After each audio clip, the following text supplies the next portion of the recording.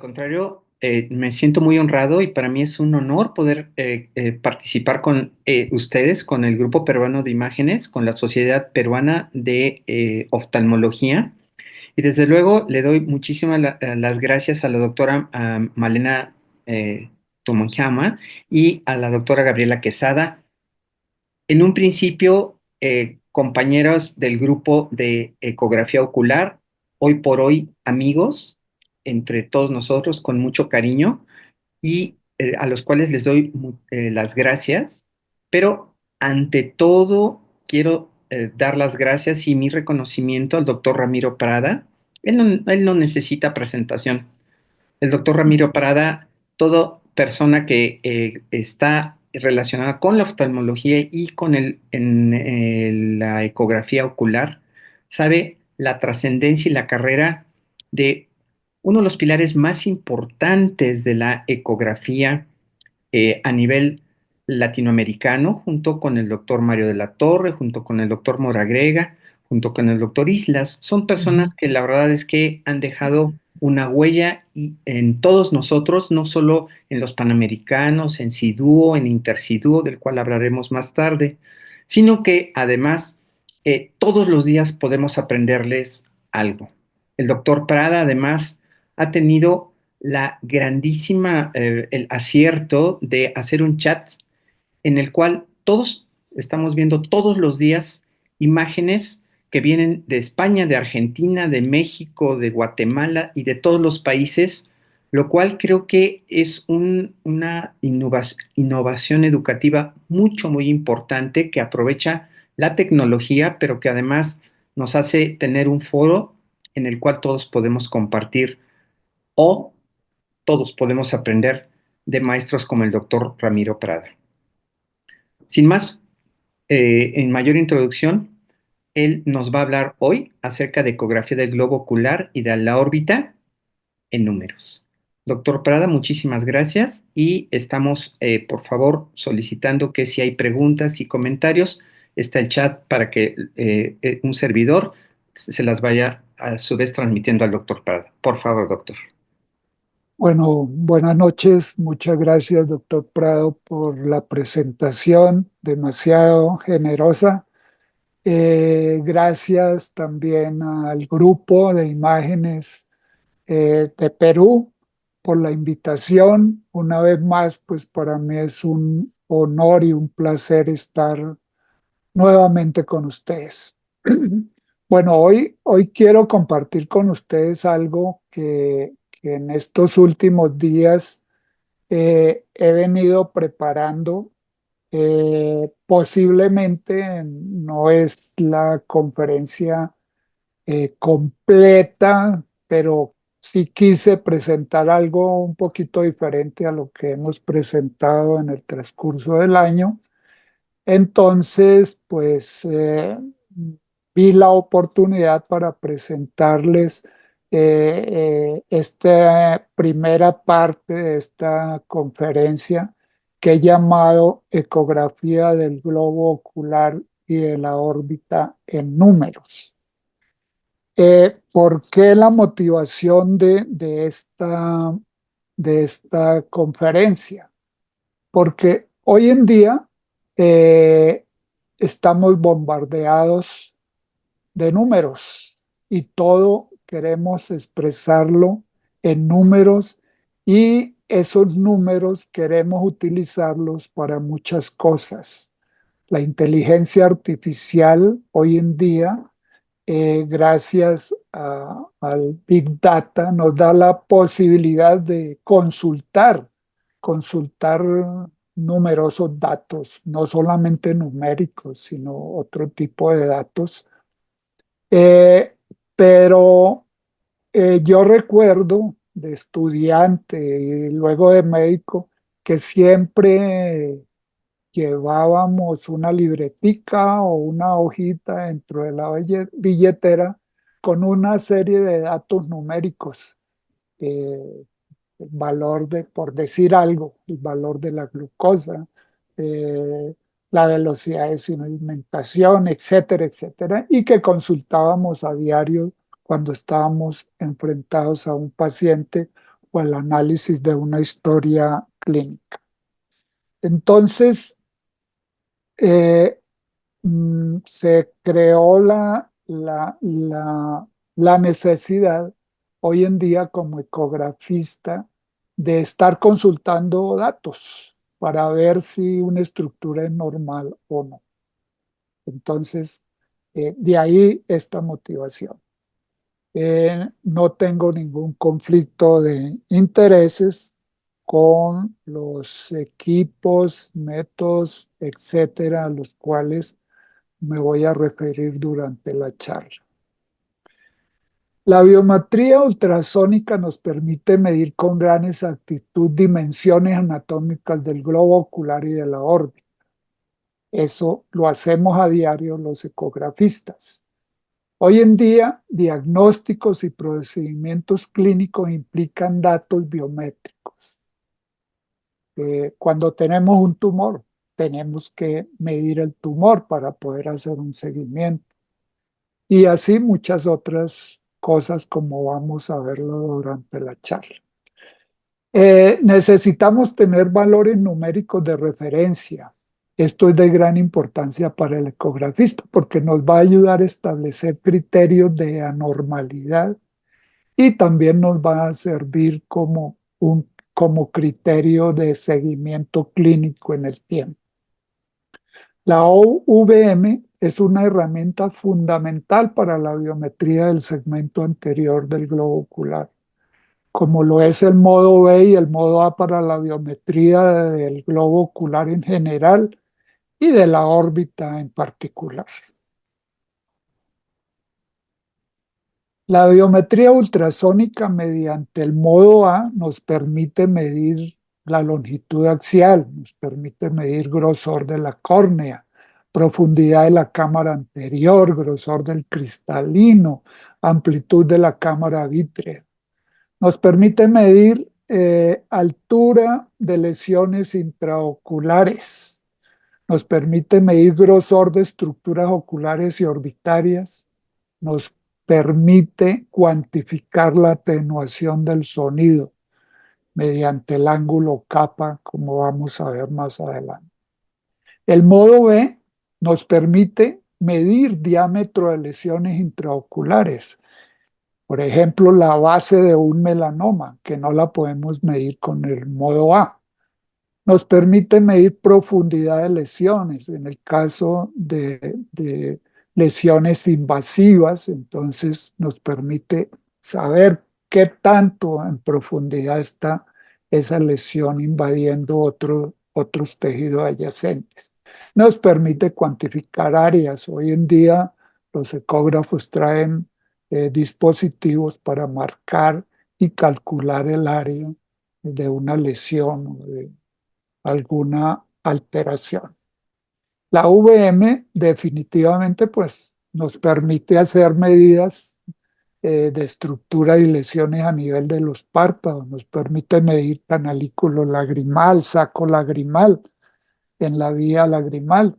En la superficie ocular pues, nos permite hacer medidas de lesiones de la superficie, hacer medidas, como decía, en el modo B de la profundidad de esas lesiones.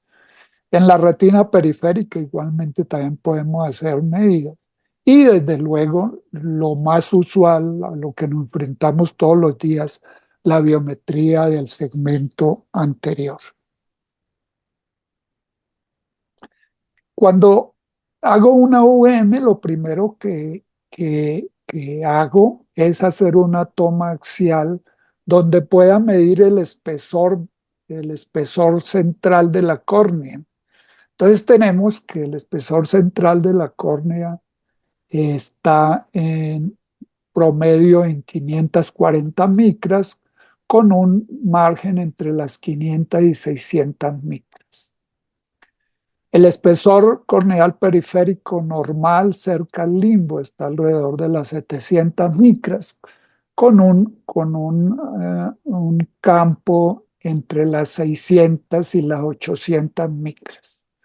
¿Por qué es importante medir el espesor corneal? El espesor corneal indirectamente nos da una idea de la función endotelial, nos da cifras que tienen que ver con la hipertensión ocular y el glaucoma. En cirugía refractiva y en ectasias corneales, pues es indispensable tener el grosor de la córnea. La VM nos permite entonces medir ese espesor de la córnea, pero recordemos que pues específicamente la técnica que se usa para hablar de espesores corneales es la paquimetría, y que la paquimetría pues puede ser ultrasónica como la que hacemos en este caso en VM, o puede ser también paquimetría óptica. Para muchas personas el gold estándar es la paquimetría ultrasónica, pero sin embargo hoy en día, pues lo más práctico es la paquimetría óptica. Hay otros tipos de paquimetría mediante diferentes equipos, pero desde luego, repito, lo más usado es la ultrasónica y la óptica. Es importante cuando vamos a hacer biometría del segmento anterior tener dos puntos de referencia. Uno es el espolón escleral y el otro es la línea de Schwarz. Los libros en general dicen que la línea de Schwarz no se ve. Lo cierto es que hoy con los equipos que usamos, con la resolución que tienen estos equipos, la podemos identificar en un alto porcentaje de casos, como vemos acá, este puntico blanco eh, que nos indica la flecha es la línea de Schwarz. Es importante esto. Inclusive hoy en día, mediante inteligencia artificial, se puede detectar en forma, hay programas para detectar en forma automática el espolón escleral y la línea de Schwarz. ¿Por qué? Porque son puntos de referencia para muchas de las medidas que hacemos en el segmento anterior. Lesiones intraoculares, diámetros, como les mencioné con el modo B, acá por ejemplo estamos midiendo el diámetro de la base de este tumor. La altura, para mí es importante hacerla con el modo A, porque es mucho más exacta, mucho más precisa, y además podemos individualizar muy bien el borde o la superficie posterior de la lesión, o en muchos casos cuando hay infiltración, por ejemplo en la pared, podemos detectar esa infiltración mediante el modo A. La reflectividad de las lesiones también las podemos cuantificar, entonces son datos que tenemos que tener presentes. Ya sabemos que una reflectividad muy baja es una reflectividad entre 0 y 25, una reflectividad media es una reflectividad entre el 25 y el 50%, una reflectividad media alta está entre el 50 y el 75% y una reflectividad alta está entre el 75 y el 100%. Entonces son datos que debemos tener en mente para cuando hablamos de criterios diagnósticos de lesiones, poder cuantificar la reflectividad y poder aplicar el porcentaje a los criterios establecidos de diagnóstico. El espesor de la córnea, decíamos que es importante medirlo, no solamente porque nos habla pues, del comportamiento del endotelio, del estroma, del epitelio, sino porque hoy en día en glaucoma se sabe aunque no se ha podido estandarizar esto muy bien, que córneas gruesas sobredimensionan la medida de la presión intraocular con los tonómetros de aplanación, mientras que las córneas delgadas eh, infraestiman esos valores. Pero en lo que se ha llegado en algún consenso es que el grosor de la córnea es un factor de riesgo para desarrollar hipertensión o también para la progresión del glaucoma. Se sabe entonces que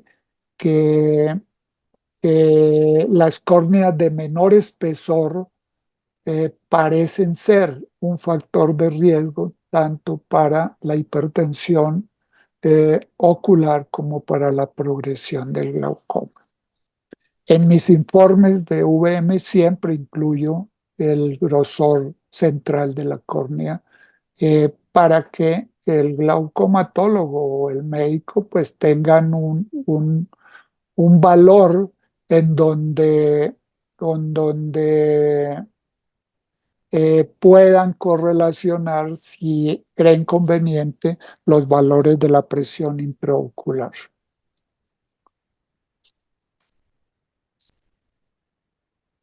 Cámara anterior. La cámara anterior, todos sabemos que tiene una profundidad promedio de 3,24 milímetros con un campo que va entre los 2,8 milímetros y los 3,68 milímetros. La biometría modo A, todos sabemos que nos mide la amplitud de la cámara anterior desde el epitelio a la cara anterior del cristalino, mientras que la biometría VM nos mide desde el endotelio a la cara anterior del cristalino. Por esto se considera mucho más real las medidas que hacemos con VM. Sabemos que cámaras con una profundidad menor de 2 milímetros es un factor de riesgo para un cierre angular. Entonces es un dato muy importante cuando estamos haciendo un estudio con VM para glaucoma, saber cuál es la profundidad de la cámara anterior y si esa profundidad está constituyendo un factor de riesgo o no. Profundidades menores a 3 milímetros, en algunos estudios 3,2 milímetros es una contraindicación para lentes fácticos. La cámara anterior es de poca profundidad en ojos hipermétropes, es de mayor profundidad en ojos miopes. Eh, Cámaras estrechas se relacionan con ángulos estrechos, cámaras profundas con ángulos abiertos y tener presente que en el iris en meseta la profundidad de la cámara puede ser normal o acercarse a la normalidad. Esta es la forma como medimos la profundidad de la cámara anterior. Diámetro pupilar. ¿Por qué es importante medir en un estudio de VM el diámetro pupilar? Porque nos está dando un valor de referencia para la medida del ángulo. Todos sabemos que cuando hay una midriasis extrema, pues el ángulo puede disminuir de amplitud. Entonces, el promedio de la pupila está en 3,5 milímetros con un rango que puede ir entre los 2 y 6 milímetros. Eh, la, la, la medida de la pupila, pues, se tiene en cuenta en pruebas objetivas y subjetivas de calidad visual, se tiene en cuenta en preoperatorios de cirugía refractiva, se tiene en cuenta en estudios de mecanismos de acomodación y se tiene también en cuenta en neuromonitoreo. Todos sabemos que hay alteraciones neurológicas que pueden modificar el diámetro pupilar. Igualmente, la medida se tiene en cuenta en pruebas para glaucoma, como es la prueba de oscuridad, dilatación pupilar y cierre angular, y como es la prueba prono-oscuridad. Eh, Todos sabemos que el término que utilizamos para medir la pupila y los equipos que se utilizan para medir el diámetro pupilar son los pupilómetros y la técnica es la pupilometría. Pero los equipos de VM pues nos dan la posibilidad de hacer esa medida del diámetro y hacer este tipo de pruebas para ver el comportamiento del ángulo cuando la pupila se contrae o se dilata eh, con eh, la incidencia de la luz.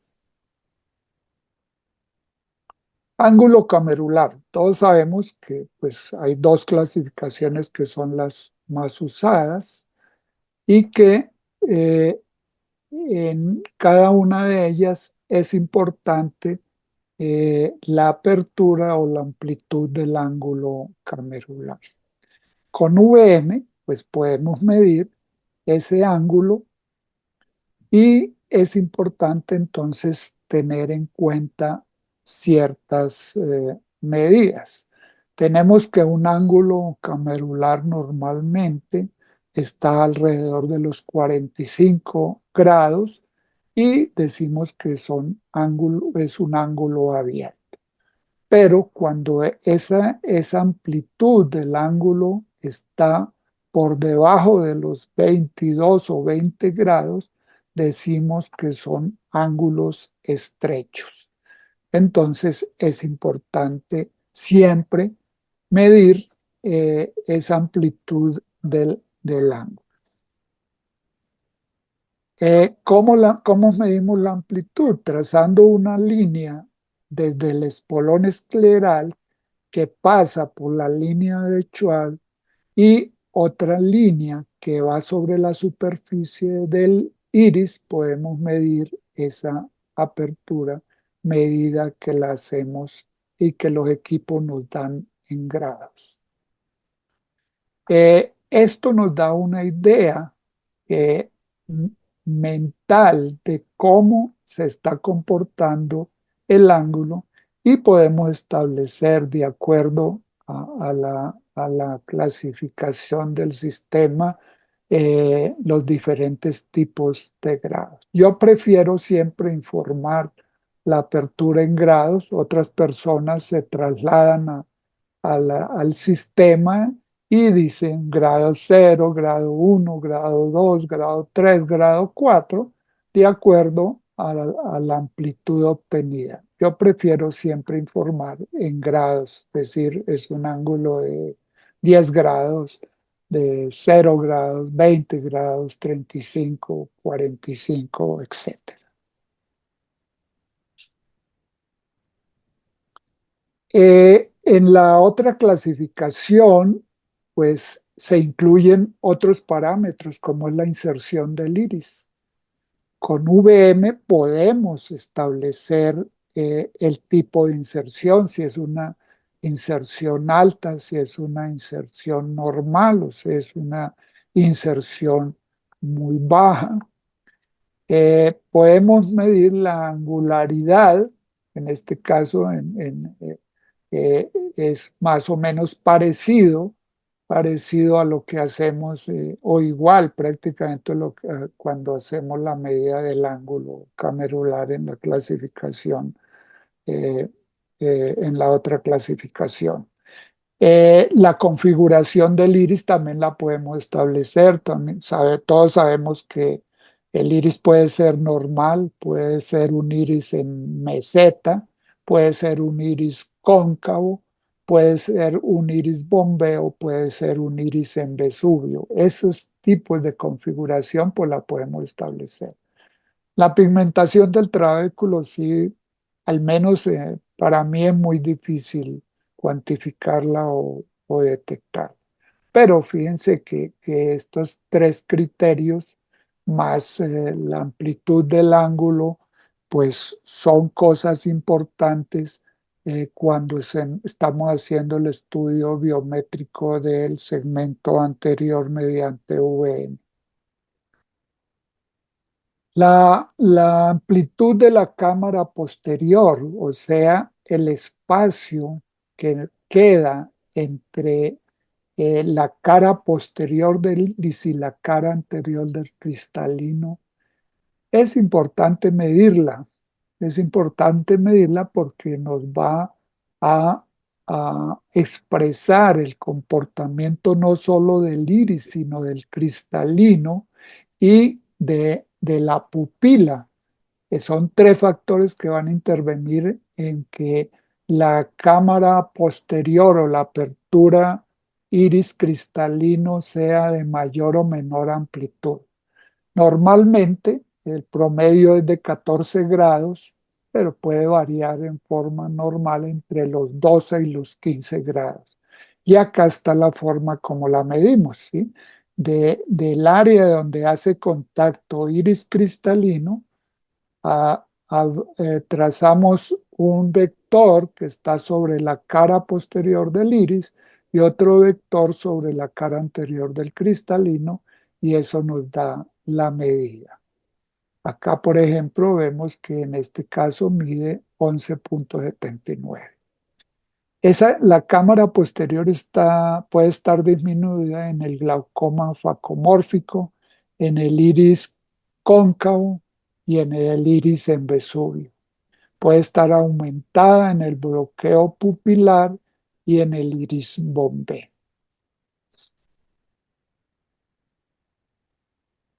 El grosor del cristalino es importante medirlo porque eh, puede estarnos ocasionando problemas mecánicos a nivel de cámara anterior.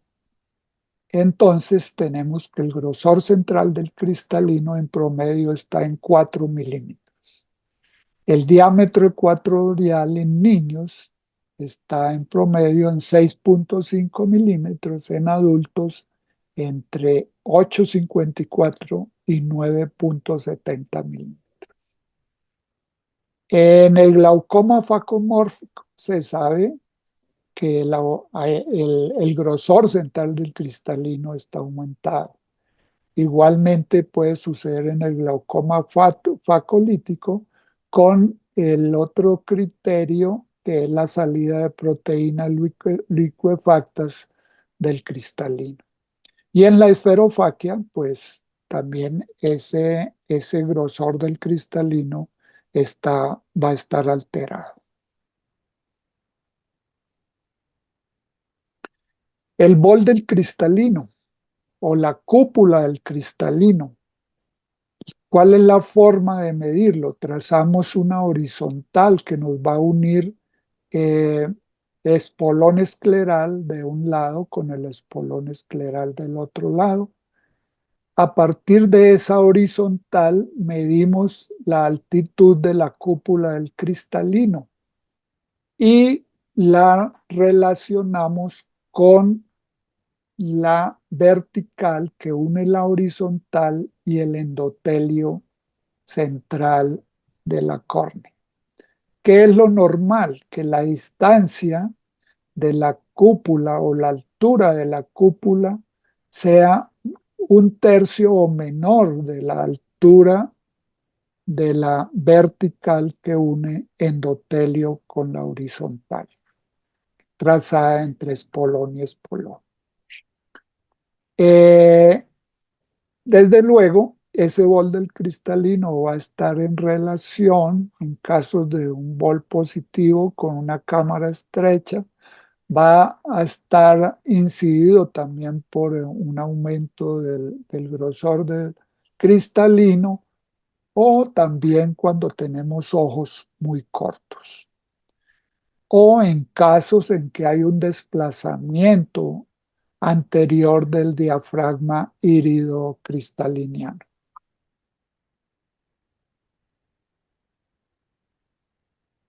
Grosor de la pared ocular. Todos sabemos que la pared ocular en promedio está alrededor de 1,5 milímetros. Va a estar mucho más delgada en la miopía y va a estar aumentada de grosor en la hipermetropía. Con el modo A podemos hacer la medida de la pared ocular. Si bajamos la ganancia, cuando obtenemos el pico de la pared eh, ocular, al bajar la ganancia, ese pico único se va a descomponer en tres picos, en donde se puede individualizar muy bien la retina, la coroides y la esclera. Y podemos hacer eh, la medida entre pico y pico. Entonces, es posible con el modo A hacer esta medida de la pared ocular. Con el modo B también la podemos medir, pero va a ser mucho más exacta la medida con el modo A. La coroides. Eh, Definitivamente el gol estándar hoy en día para medir el grosor de la coroides es el EDI OCT. También lo podemos medir, como les dije, con el modo A mediante ecografía o con imágenes de resonancia magnética. Pero hoy en día la forma más exacta de medirlo es mediante OCT. El grosor de la coroide está alrededor de 0, entre 0,3 y 0,5 milímetros. Eh, Hay muchos estudios hoy en día con OCT, pero en ecografía Coleman y Lipper hicieron estudios referentes a la coroides.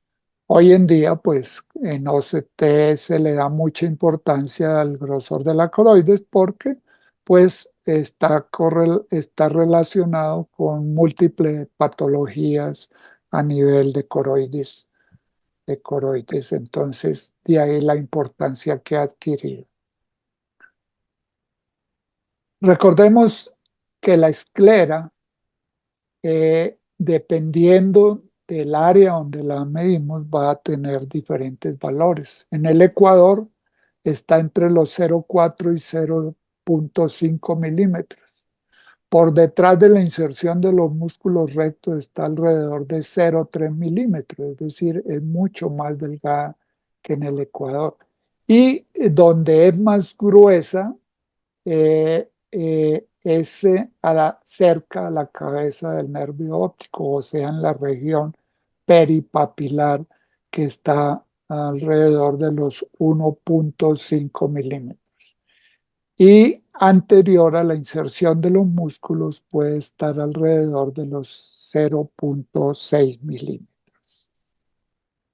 Ustedes me dirán, pero bueno, ¿qué importancia tiene? Bueno, en los casos de una escleritis, por ejemplo, nodular, en los casos de una escleritis posterior difusa, pues puede tener alguna importancia acordarnos de cuáles son las medidas normales de la esclera en los diferentes puntos. Hoy en día es de gran importancia la distancia sulcus-sulcus. Anteriormente nos hablaban siempre y nos tocaba hacer medidas de blanco-blanco. Cuando no teníamos VM, pues existían unos dispositivos para hacer estas medidas blanco-blanco. En promedio está alrededor de 11,7 milímetros. También podemos medir con VM de ángulo a ángulo. Está alrededor de 11,9 milímetros. Y hoy en día lo que mm, necesitamos siempre, por muchas razones, es la medida sulcus-sulcus, es decir, trazando una horizontal entre un sulcus y el otro sulcus. Está alrededor de 11,2 milímetros. Acá cabe la anotación de que todos estos valores no son en forma absoluta, de acuerdo a los diferentes estudios, de acuerdo al equipo utilizado, pueden tener algunas variaciones, aunque en muchos casos significativas, porque dos décimas, tres décimas pueden tener implicaciones importantes, pero lo importante es que tengamos valores de referencia y que a medida que vayan saliendo estudios mucho más precisos, con mejora de la tecnología, con auxilio de la inteligencia artificial, pues podamos ir validando y actualizando todos estos datos. Eh, Hoy en día, Sulcus Sulcus es la medida gold estándar para cálculo de lentes ICL. Ya todos conocemos programas como el Saldívar Gurú ICL para el cálculo de estos lentes. Creo que ya Quantel también tiene un módulo para cálculo de ICL basado desde luego en la medida sulcus sulcus. Bol de los lentes fácicos, importantísimo para evaluar cuál es el comportamiento de este lente cuando después de colocado dentro del globo ocular. Esta es una foto de José María Sánchez González, en donde mediante la lámpara de hendidura, pues en una forma no cuantificable, sino más objetiva, eh, podemos ver el bol del lente. Pero hoy en día, pues es importante tener valores numéricos de esa distancia entre la cara posterior del lente fáquico y la cara anterior del cristalino. A eso nos referimos cuando hablamos del bol de un lente fáquico. Y acá en este diagrama está representada esa distancia. Entonces, mediante VM o mediante OCT podemos valorar muy bien el bol del cristalino, que sin riesgos debe estar entre las 250 y 750 micras. Un valor por debajo de las 250 micras, pues es un valor que pone en alerta al cirujano que ha colocado el lente fáquico. Acá está lo que les decía de la distancia sulcus-sulcus y que tiene gran importancia en el Saldívar ICL Guru. Y repito, creo que Quantel ya está vendiendo el módulo de ICL. El grosor del iris en todos los estudios de VM mido el grosor del iris y específicamente en el Absolu nos mide a 750 micras del espolón escleral y a 2000 micras del espolón escleral. ¿Por qué es importante medir el grosor del iris? Porque ya tenemos publicaciones en la literatura que nos hablan de que a mayor grosor del iris aumenta el riesgo de cierre angular en ojos con ángulos estrechos. Entonces, si tenemos un iris grueso, y tenemos un ángulo estrecho, pues es un factor de riesgo para un cierre angular. Entonces, esa es la importancia de medir el grosor del iris.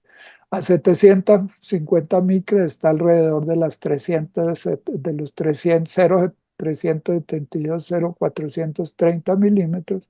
A las 2000 alrededor del 0,457 a 0,547. La iridotomía. A veces nos conformamos con decir permeable, no permeable, pero resulta que hay estudios donde nos dice que el diámetro ideal de una iridotomía es alrededor de 500 micras y que una permeabilidad aceptable está cuando la iridotomía tiene entre 150 y 200 micras. Entonces, miren, con VM pues nos queda fácil medir ese diámetro de la iridotomía. Entonces, pues pareciera no tener importancia esto, pero pues nos hablan de estos números y de la importancia que tiene que la iridotomía tenga un diámetro por lo menos entre las 150 y 200 micras.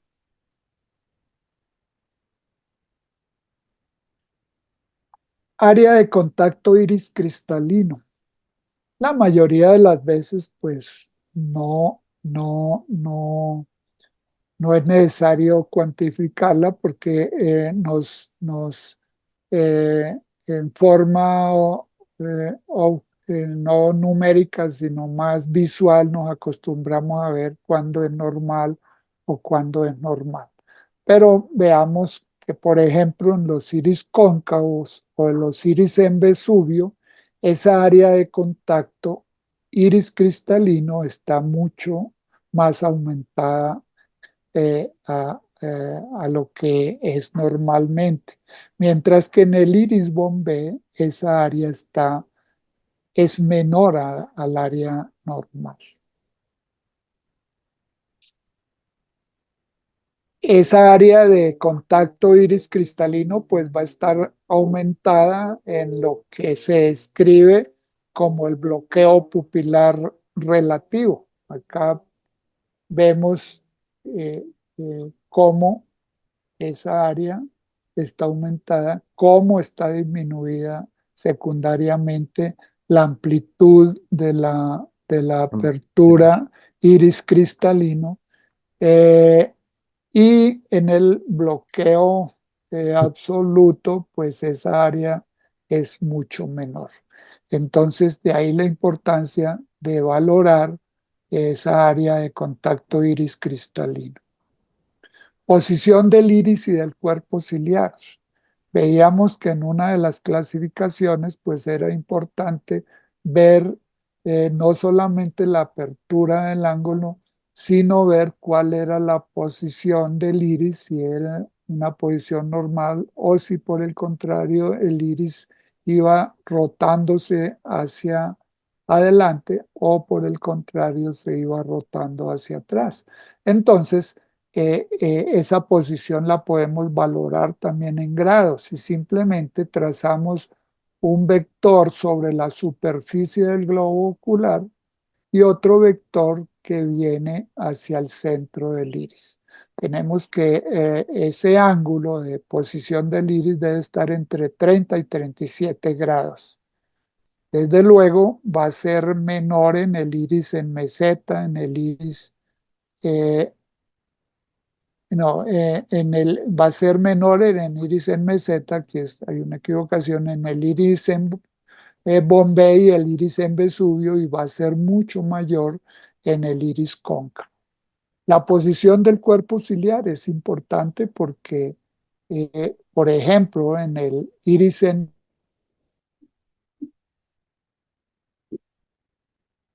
ciliar, ese valor que está entre los 60 y 74, pues en el iris en meseta va a ser mucho menor de los 60 grados.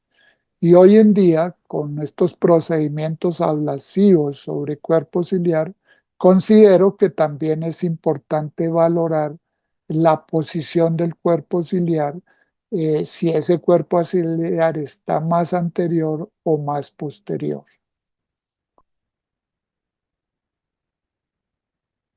Acá, resumiendo las dos medidas, la posición del iris y la posición del cuerpo ciliar y el área de contacto iris cristalino y la amplitud de la cámara posterior.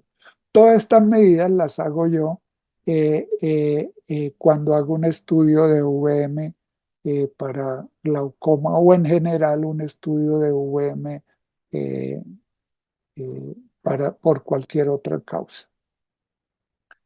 Longitud axial. La longitud axial promedio está en 23,6 milímetros. Esto puede cambiar de acuerdo a la raza y de acuerdo a los diferentes estudios hechos en diferentes regiones. Eh, por ejemplo, acá en Colombia, un estudio que hice hace años me dio 23,4 milímetros. Pero esta longitud axial promedio está dentro del rango de los 23 y 25 milímetros. Tenemos que miopías altas eh, son miopías alrededor de 26 milímetros y las miopías patológicas, es decir, mayores de 6 dioptrías, son ojos que pueden estar alrededor de 32,5 milímetros. Y esta medida, para hablar de nanoftalmos, microoftalmos, pues tenemos como referencia los 18 milímetros. No olvidemos que el gold estándar de la biometría es la biometría ultrasónica por inmersión, aunque hoy en día la biometría óptica también tiene gran valor y eh, sabemos que cuando las cataratas son muy densas, pues la biometría óptica no tiene cabida, entonces necesariamente debemos hacer biometría ultrasónica por inmersión. O sea que no debemos olvidar la biometría ultrasónica por inmersión porque eh, muchos dicen que ya no tiene cabida por la llegada de la biometría óptica, pero eso no es verdad. La biometría ultrasónica sigue teniendo validez y sigue teniendo cabida en cataratas densas. Y pues desafortunadamente en muchos de nuestros países latinoamericanos la incidencia de cataratas densas es alta. El disco óptico. Disco óptico, desafortunadamente por ecografía no lo podemos medir, pero sí debemos tener eh, eh, valores de referencia. Tenemos que el diámetro vertical del disco óptico está entre 1,9 milímetros y 2,1 milímetros, el diámetro horizontal entre 1,7 y 1,8 milímetros. ¿Por qué es importante tener estos valores de referencia? Porque cuando tenemos excavaciones grandes, esas excavaciones sí las podemos medir. Y si medimos la excavación en el sentido horizontal, la medimos en el sentido vertical y encontramos que los valores en sentido vertical son mayores en forma significativa sobre el vertical, pues podemos hablar de excavaciones sospechosas de glaucoma o como en este caso de excavaciones glaucomatosas. Ahora, si yo tengo una excavación de 2 milímetros en el horizontal y de 1,8 en el vertical, pues puedo hablar de excavación completa. O si es menor, podría hacer relación y poder hablar también en porcentajes del tamaño de la excavación. Entonces, para mí sí tiene valor y tiene importancia tener valores de referencia del disco óptico. Nervio óptico.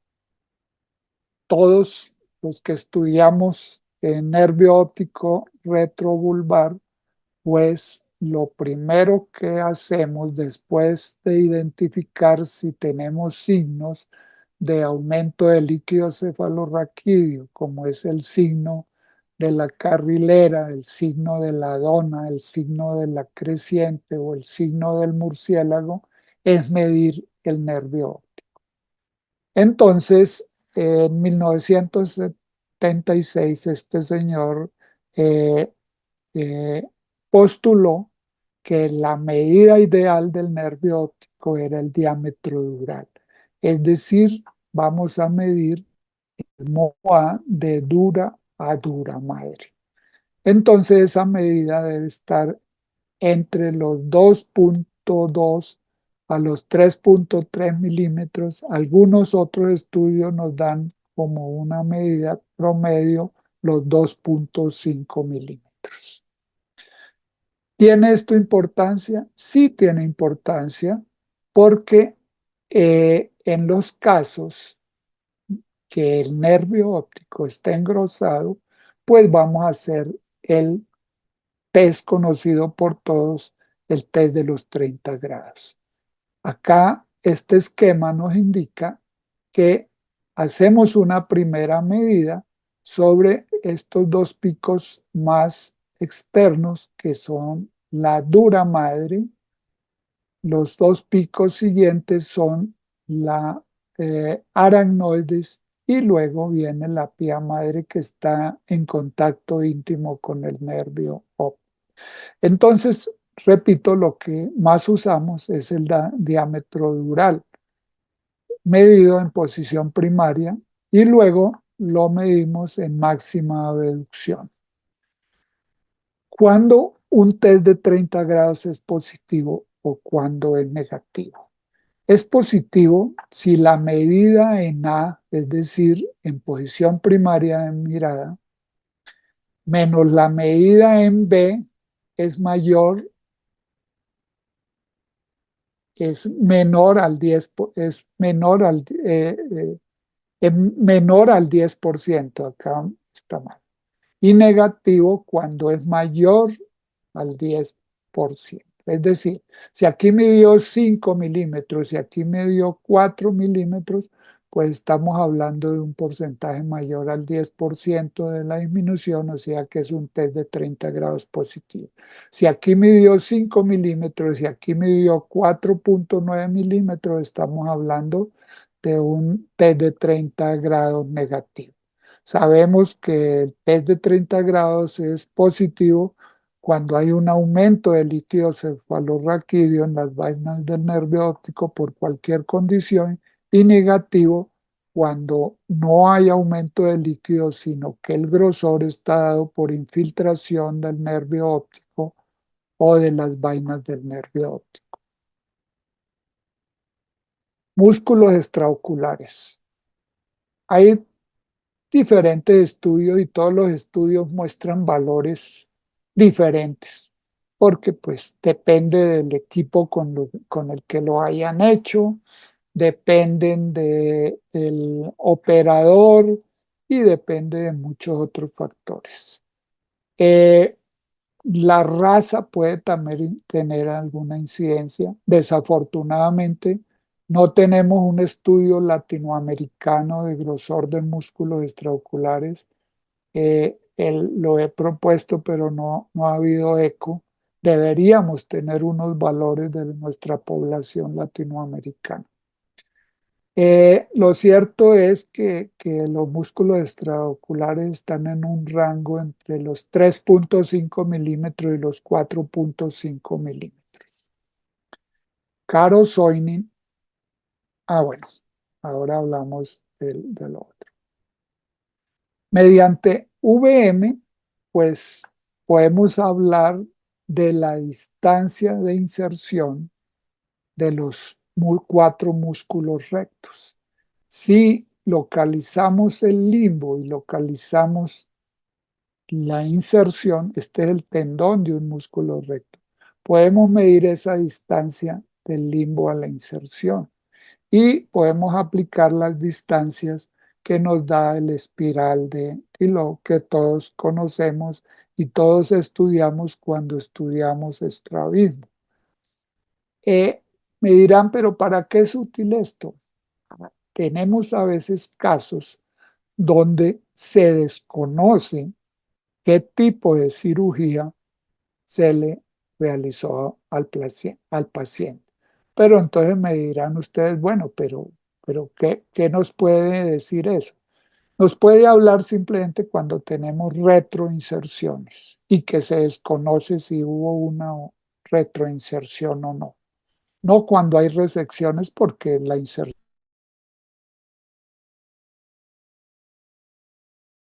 quirúrgica va a quedar en la inserción normal anatómica. Pero también pudiera ser importante para detectar alteraciones anatómicas en algunos casos complejos de estrabismos o de restricciones musculares.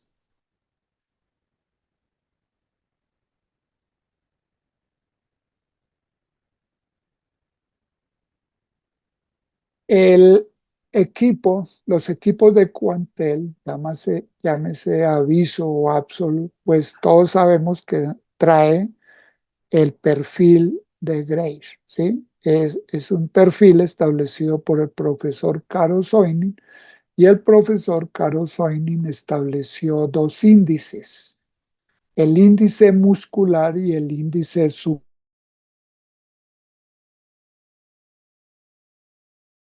de el objeto de estudiar la orbitopatía distiroidea y poder decir cuándo esos músculos extraoculares están afectados por por la enfermedad o cuando no están afectados. Inclusive él propone pues una clasificación de acuerdo a los valores obtenidos en esos índices. Entonces, ¿cuáles son los valores que se consideran normales para los dos índices que propuso Caro Soin? Tenemos el índice muscular, que es el promedio de los 6 músculos extraoculares. Ese índice muscular debe estar en los pacientes normales sin orbitopatía por debajo de 4,5 milímetros. ¿Y por qué estableció Osoinin este valor promedio de los 6 músculos? Porque él en sus pacientes observaba que los músculos pueden variar en el tiempo de grosor, bien sea aumentando su grosor o disminuyendo su grosor. Es decir, que si yo veo hoy un paciente y tiene engrosado el recto medio, el recto inferior, y menos engrosado el lateral y el superior. En 2 meses puede estar engrosado el lateral y el superior y menos engrosado el medio y el inferior. Es decir, que es muy variable. Entonces él prefiere valorar el promedio del grosor de los 6 músculos extraoculares y eso es lo que él llama índice muscular. Un índice muscular, repito, debe estar por debajo de los 4,5 milímetros. Él contempla otro índice, que es el índice superonasal, que es el promedio del recto superior, el oblicuo superior y el recto medio. Ese promedio de esos 3 músculos debe estar por debajo de los 5 milímetros. ¿Por qué es importante este índice? Porque este índice, si revisamos la anatomía, vemos cómo el nervio óptico prácticamente sale entre estos 3 músculos. Entonces, en la medida de que estos 3 músculos estén engrosados, la compresión al nervio óptico va a ser posible. Entonces, Caro Soinen establece que un índice muscular superior a los 4,5 milímetros son diagnósticos de una orbitopatía tiroidea y que una orbitopatía tiroidea con un índice superonasal entre los 5 y los 7 milímetros, ese paciente está en riesgo de que su nervio óptico empiece a ser comprimido por estos 3 músculos, recto superior, oblicuo superior y recto medio. Y que un paciente en donde el índice superonasal es mayor a los 7 milímetros, definitivamente es un paciente que tiene una neuropatía óptica compresiva y esto se puede verificar con los diferentes exámenes, como es un campo visual, como es la visión de colores. Nos va a mostrar cuando el índice superonasal está por encima de 7, ya alteraciones en estos dos exámenes que nos indican función del nervio. Entonces, para mí en realidad el valor de estos índices no es diagnosticar una orbitopatía histeroidea porque eso la podemos diagnosticar mediante clínica cuando el paciente ingresa al consultorio o mediante el conocimiento de las pruebas de laboratorio. Pero sí es importante esto para poder poner en alerta al paciente o al médico tratante de una posible neuropatía o una neuropatía óptica compresiva. Eh, Caro Soinen estableció pues una clasificación en leve, moderada, severa y grave de acuerdo a estos valores. eh, a estos valores, pero pues no se ha divulgado mucho y entonces a veces pues eh, no se desconoce este tipo de clasificación, sino que se prefieren las clasificaciones clínicas que sabemos que existen. Glándula lagrimal. No encontré un estudio ecográfico donde se den valores de la dimensión de la glándula lagrimal. Todos sabemos que en el modo B, esta es la fosa lagrimal, acá debería está la glándula lagrimal, pero en el modo B no es posible individualizarla y pues mucho menos medirla. Pero con el modo A, haciendo una toma paraocular, sí es posible medir esa glándula lagrimal. De acuerdo a estudios de resonancia magnética, esto tenemos que el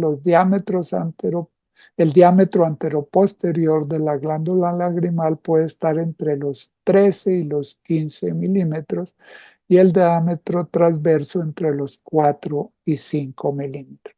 Desde luego, esto nos sirve de referencia para cuando tengamos oportunidad de hacer medidas o necesitemos hacer medidas de la glándula lagrimal.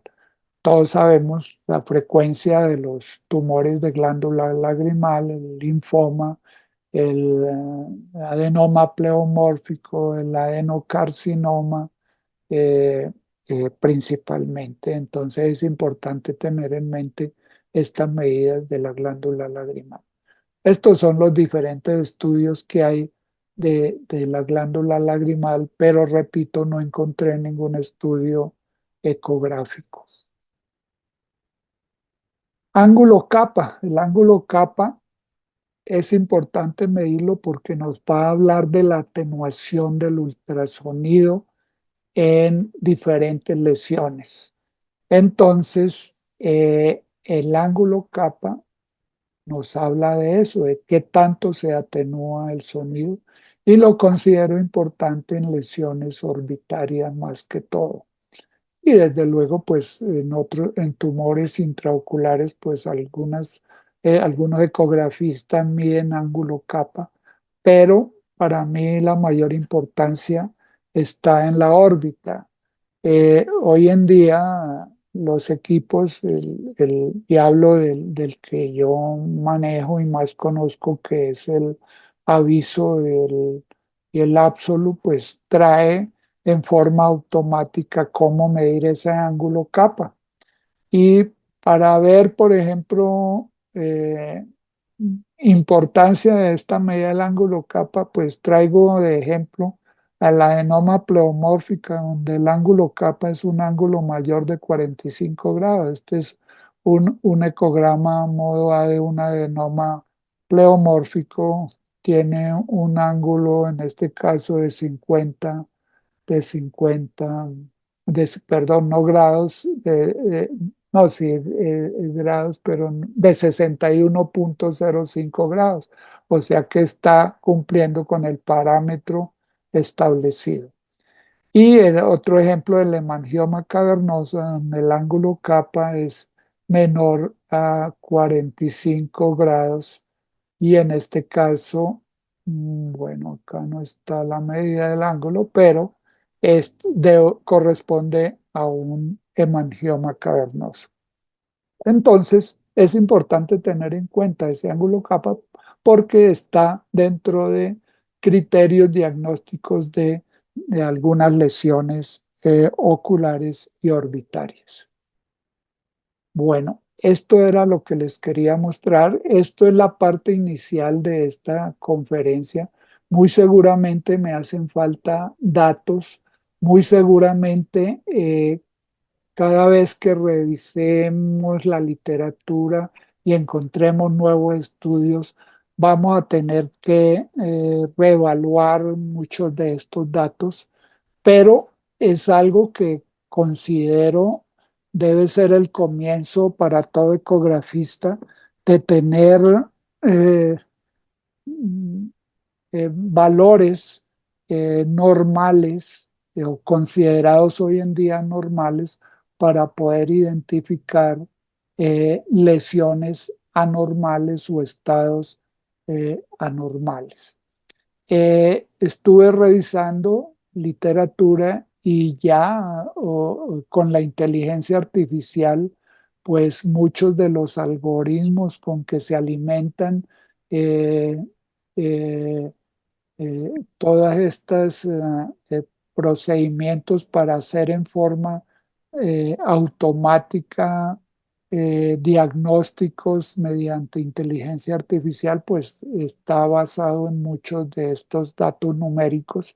Entonces, cada día, pues vamos a tener que aprender a medir, vamos a tener que saber si es normal o es anormal, porque la inteligencia artificial cada día está acopiando más datos numéricos de todas las estructuras oculares, de patologías oculares.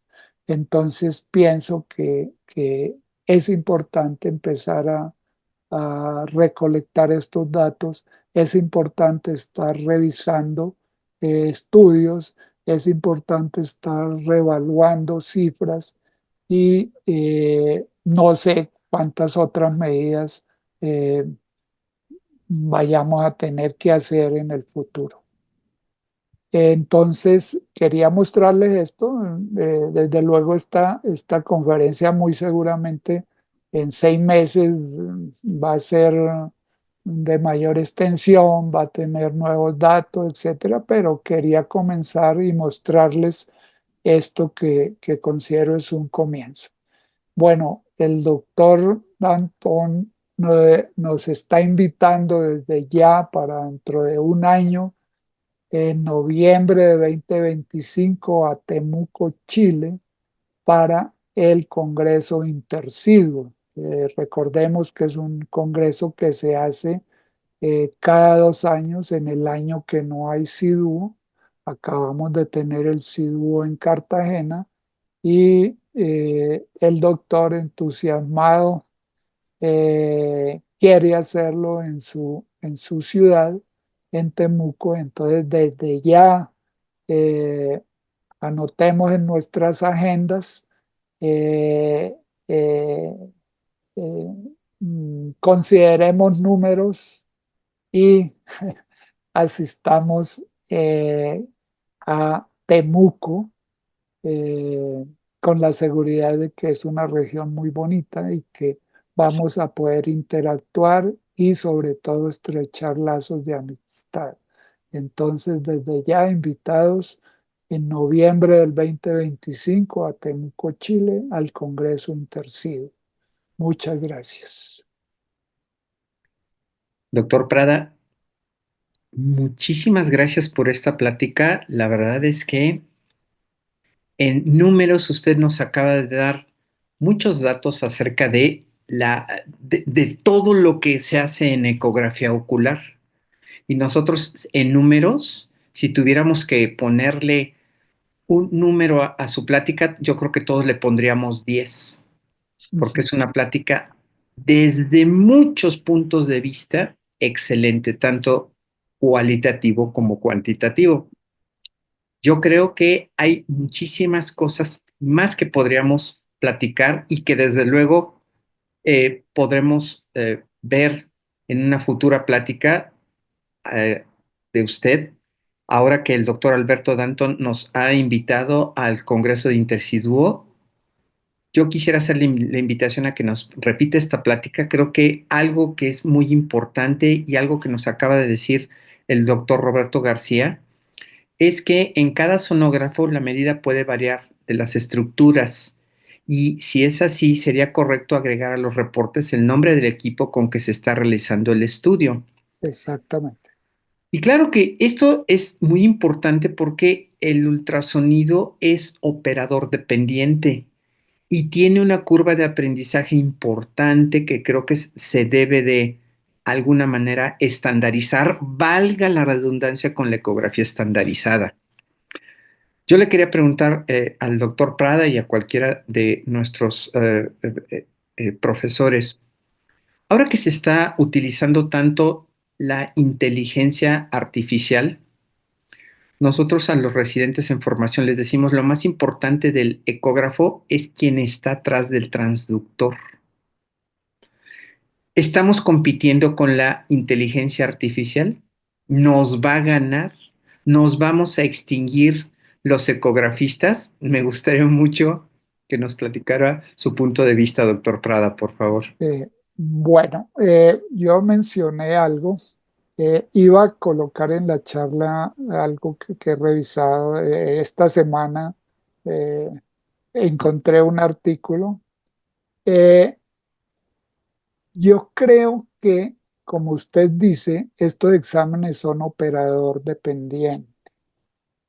El problema es que a veces no nos preocupamos por observar cuidadosamente cada una de las estructuras y así poder acostumbrarnos a identificarlas claramente. Les decía, por ejemplo, en VM, que es importante identificar el espolón escleral. Si no podemos identificar el espolón escleral, cualquier medida de las que hacemos, bien sea del ángulo, del grosor del iris, de la amplitud, van a ser erradas. Entonces encontraba y me dio curiosidad que un artículo donde mediante inteligencia artificial se localiza el espolón escleral. Y hicieron, desde luego en el estudio, mediante inteligencia artificial, identificaban el espolón y diferentes oftalmólogos identificaban en la misma imagen el espolón escleral. Y lo sorprendente es que tanto los expertos como la inteligencia artificial lograron localizar casi en el mismo punto el espolón escleral. Entonces, en parte eso responde su pregunta. No nos va a reemplazar la inteligencia artificial siempre y cuando seamos cuidadosos en el análisis de nuestras imágenes y podamos identificar en forma correcta diferentes accidentes dentro de las imágenes. Si no, la inteligencia artificial pues, nos va a reemplazar, ¿sí? Entonces depende de cada uno de nosotros, depende de cada uno de nosotros. Ahora, muy posiblemente los ecógrafos del futuro van a venir alimentados con inteligencia artificial. Entonces, simplemente nosotros vamos a verificar si lo que nos dice y nos marca la inteligencia artificial sí corresponde a a lo que debe corresponder, porque eso es lo otro. Por ejemplo, en OCT, en la medida del ángulo lo mide muchas veces en forma errónea porque no identifica hasta dónde llega la raíz del iris. Entonces, ángulos cerrados a veces los reportan como ángulos de 20, 25 grados. Y lo mismo pasa en UM. A mí me llegan reportes con ángulos de 30 grados y resulta que el ángulo es cero. Y es de 30 grados porque no lo midieron desde el espolón escleral, porque no fueron capaces de identificar el espolón escleral, sino que lo midieron desde el contacto de iris con endotelio, que perfectamente puede ser a 250 micras del espolón desde la línea de Schwab, porque no identifican ni el espolón ni la línea. Entonces, yo no creo que nos reemplace la inteligencia artificial. El problema es que quienes alimentan la inteligencia artificial, pues deben ser personas con inteligencia objetiva para poder establecer los algoritmos con que se alimentan. Esto que está mencionando el doctor Prada, y entonces creo que podemos decir, Fiu, nos estamos salvando, o por lo menos queremos pensar que no nos va a ganar la inteligencia artificial, ojalá, ¿verdad? Depende de nosotros. Exactamente, doctor. Y algo que creo que es de una importancia de verdad muy, muy, muy grande, y creo que todos estamos de acuerdo en esto, es operador dependiente, ¿sí? Pero además, la experiencia que gente como usted, como muchos de las personas que están aquí, van adquiriendo a lo largo del tiempo, es algo extraordinariamente importante para hacer la correlación clínica. Y creo que todos aquí sabemos la importancia de esto. El diagnóstico ecográfico debe estar basado en una adecuada exploración clínica. El doctor Prada nos acaba de decir, por ejemplo, de la importancia de una adecuada determinación, por ejemplo, de la inserción del iris. Pues sí, nosotros con un VM quizá podamos decir una inserción, una rotación de la inserción o una inserción anterior, etcétera. Pero si no existe esta correlación con una buena gonioscopía, con una presión intraocular adecuada, etcétera, pues muchas veces ese diagnóstico no puede estar bien sustentado. Y lo mismo en muchos otros elementos de perdón, de la ecografía, en la cual no se nos aporta la información clínica básica o necesaria. Aquí muchas veces la indicación de hacer ultrasonido, y aquí lo sabe la doctora Malena, Gaby, el doctor Prada, es háganle ultrasonido y no nos dicen qué buscar, y no podemos encontrar si no sabemos lo que estamos buscando. Entonces, completando lo que decía ahorita el doctor Prada, esa información clínica va a hacer que, desde luego, demos un diagnóstico mucho más certero, basado, claro, en la experiencia y en la información clínica, y desde luego que no estamos en contra de la inteligencia artificial. El software, más adelante, muchas veces ha habido en discusiones de, bueno, yo tengo que solicitar un VM de segmento anterior o un OCT de segmento anterior. Y yo creo que estamos todos de acuerdo en que ninguno es malo. El malo es el que no lo sabe interpretar bien, o no lo sabe solicitar bien, o no lo correlaciona. Y creo que esto pues es algo extraordinariamente importante. Hay muchas felicitaciones, y desde luego creo que es una charla extraordinaria. Estoy viendo aquí excelente clase magistral. El doctor Jesús del Castillo, doctor, con respecto a su experiencia, perdón, aquí está. Es posible que ahora, con la inteligencia artificial, sea una herramienta auxiliar, pero en el futuro es posible que si nos sustituya, porque será más rápido que nosotros y económicamente más barato y rentable. Bueno, esto lo dice el doctor Rafael Ernesto Granadino. Ujú.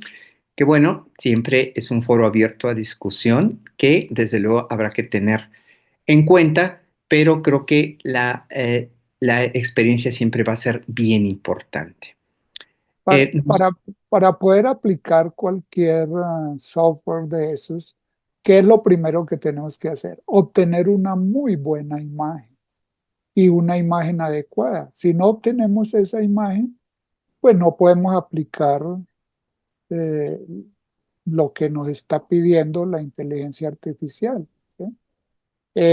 Si yo hago una mala toma donde no estoy perpendicular al iris y no estoy haciendo un corte radial, sino un corte oblicuo, pues ni siquiera la inteligencia artificial me va a poder identificar el espolón.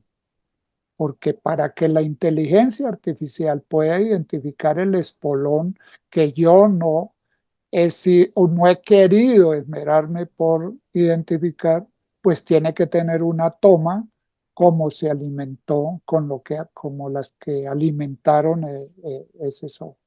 Entonces, el operador es fundamental y la experiencia del operador en obtener imágenes óptimas es fundamental. Es lo que yo siempre les insisto en el chat, por ejemplo. A veces, con mucha pena, yo he dicho, con esa imagen yo no puedo Sí. opinar, ¿sí? Y lo mismo pasa con el modo A. Si yo no tengo una buena perpendicularidad a la lesión, pues no puedo opinar porque no me está registrando un ecograma óptimo. Entonces, la inteligencia artificial va a necesitar, por eso el mayor adelanto en imágenes es la resolución en imágenes. Ujú, Los filtros que hoy en día hay para imágenes para quitarles el ruido, para ujú. quitarles una serie de cosas, porque la inteligencia artificial se confunde también cuando no hay una buena imagen y no puede identificar cuando no hay una buena imagen con lo que se alimentó. Entonces, no hay una buena imagen, la inteligencia artificial se confunde, nosotros nos confundimos y es un mar de confusión y no Es llegamos también al objetivo, ¿no? El doctor Jesús del Castillo dice, doctor, respecto a su experiencia, ¿cuándo identifica que hay un desprendimiento de vitro posterior? ¿Cómo lo reporta? ¿Lo cuantifica? ¿La ganancia debe manejarse en un mínimo? bueno, como primera medida, un buen ecógrafo para estudiar vítreo debe tener la posibilidad de ganancias entre 100 y 106 megahercios. Ecógrafos con ganancias inferiores a 90 megahercios no nos van a ofrecer una buena posibilidad para estudio del vitrio. El desprendimiento del vitrio posterior, yo simplemente informo si es total o si es parcial. No es difícil identificar un desprendimiento total, no es difícil identificar un desprendimiento parcial. Eh, por ejemplo, en Vitreo hay aplicaciones de inteligencia artificial para medir el grado de opacidades. Creo que en la ceguera hicieron un trabajo en donde podemos medir por inteligencia artificial, cuantificar las opacidades vítreas en el caso de vitreitis y esto. Pero en el desprendimiento vítreo posterior, pues simplemente decir si es total o es parcial. Con respecto a esto también, y creo que ha despertado mucho, claro, muchas preguntas al respecto.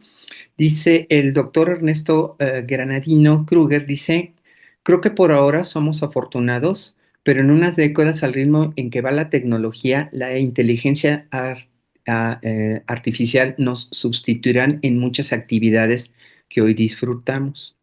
Seguro se desarrollarán sondas con capacidad de autoseleccionar la imagen más óptima. Bueno, esto es especulativo. La inteligencia artificial llegó para quedarse y desde luego que el día de mañana va a permear muchas de nuestras actividades, en particular de la oftalmología, en general de la medicina y de todos los ámbitos.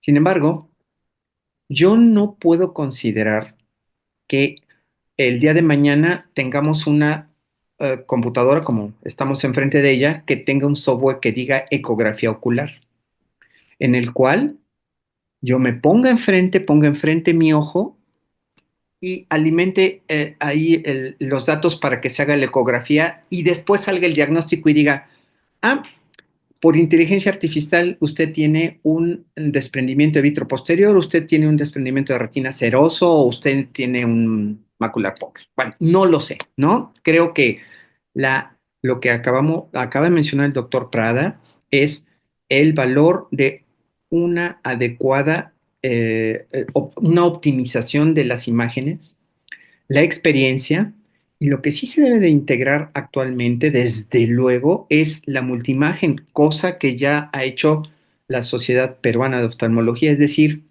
hubo un momento en el que la ecografía era el método de diagnóstico y actualmente la ecografía es el método de diagnóstico junto con el OCT de dominio espectral, de dominio de tiempo y junto con el angio-OCT, etcétera. Es decir, es una herramienta más de diagnóstico, Sí, pero la ecografía tiene su lugar, sí, definitivamente. de hecho muchos de estos software están alimentados con imágenes multimodales.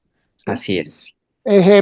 Un ejemplo pues muy rudimentario de esto es lo que les mostraba de conocer los diámetros del disco óptico, que no lo podemos medir con la ecografía, pero sí podemos relacionarlos con una excavación como la que les mostré. ¿Sí?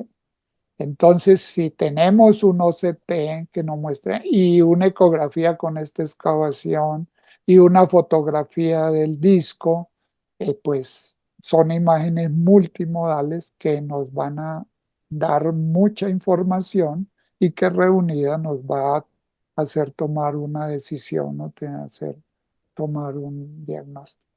Esto creo que es gran parte del futuro en el diagnóstico de la oftalmología, la imagen multimodal, Yo justamente. creo, yo me preocuparía el día en que, ojalá no lo vea próximamente, de un robot que haga ecografía. Ese día sí me preocupa.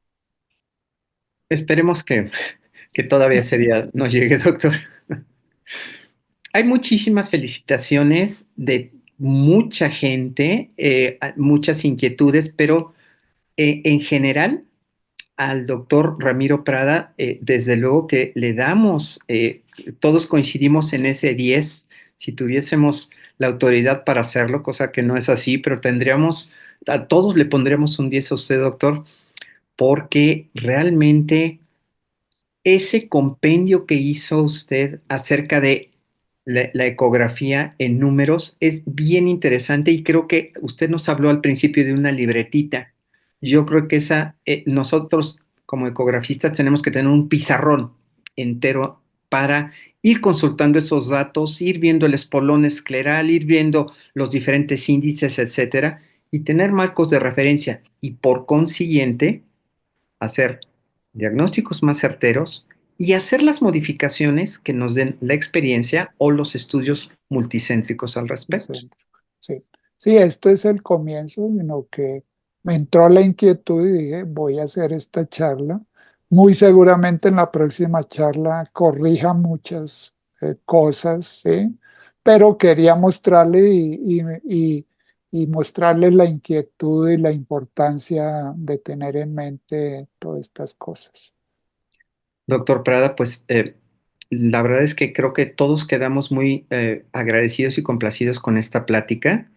Desde luego, agradecemos mucho no solo su presentación, sino también el hecho de que esto esté grabado es algo importantísimo.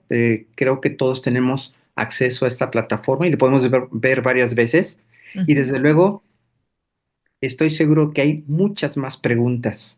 Y siempre que surgen más preguntas es porque hay inquietudes y hay, no sé si inteligencia artificial, pero sí inteligencia natural que está elaborando este tipo de información.